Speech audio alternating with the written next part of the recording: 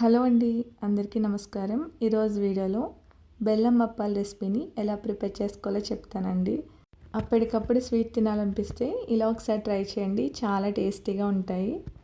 దానికోసం ముందుగా ఒక బౌల్ తీసుకుని అందులో 1 కప్ వరకు గోధుమ పిండి, అరకప్పు వరకు బియ్యం పిండి వేసుకుని చిటికెడు సాల్ట్, హాఫ్ టీ స్పూన్ వరకు ఇలాచీ పౌడర్, కొద్దిగా నెయ్యి వేసుకుని మొత్తం కలిసే విధంగా బాగా కలపండి.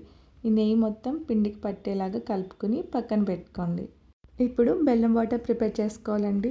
బౌల్లో 3/4 కప్ వరకు బెల్లం, 3/4 కప్ వరకు వాటర్ వేసి బెల్లం మొత్తం కరగనివ్వండి. ఇక్కడ మీకు స్వీట్ ఇంకొంచెం కావాలనుకుంటే 1 కప్ వరకు బెల్లం తీసుకుని 1 కప్ వాటర్ వేసుకోండి.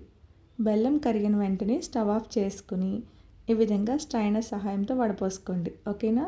సో ఇక్కడ మనం ఎలాంటి పాకం పెట్టాల్సిన అవసరం లేదండి, ఓన్లీ బెల్లం వాటర్ ప్రిపేర్ చేస్తాం అంతే. ఓకేనా?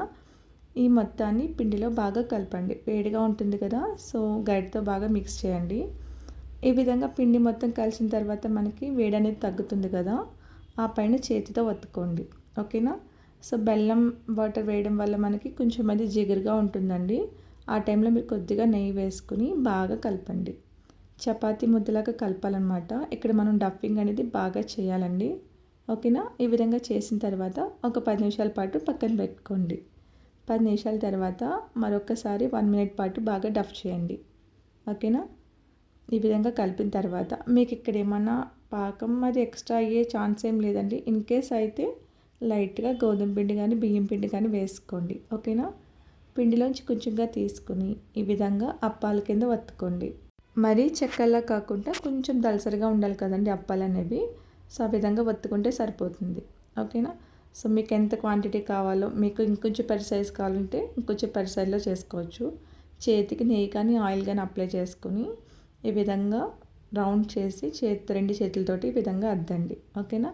మీకు ఇది కష్టంగా అనిపిస్తే కనుక ఏదైనా కవర్ మీద చేసుకోవచ్చు. మనం చెక్కలు ఒత్తుకుంటాం కదండి, ఆ విధంగా కూడా మనం చేసుకోవచ్చు అండి.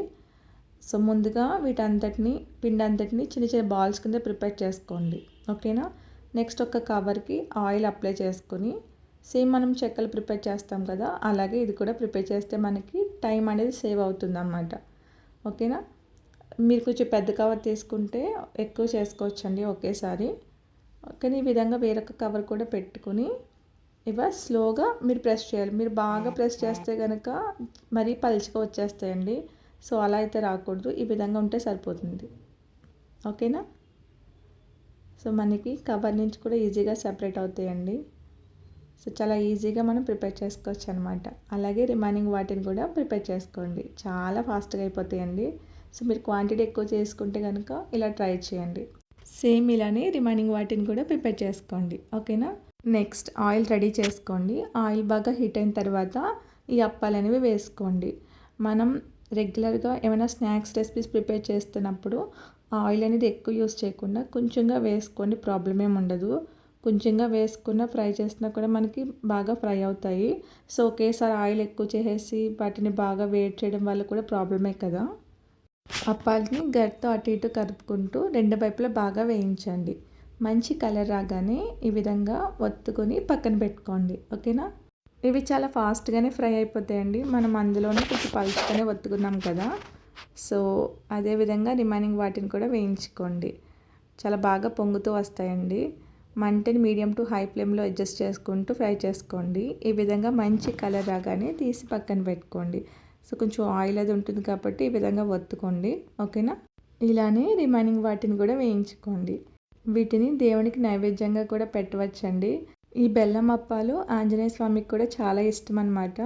వీటిని గోధుమ పిండి బియ్యం పిండి బెల్లం వేసి చేస్తాం కదండి, చాలా హెల్తీగా. సో పిల్లలకు కూడా ఏమాత్రం డౌట్ లేకుండా ఈజీగా పెట్టొచ్చండి, చాలా ఇష్టంగా తింటారు. Thank you.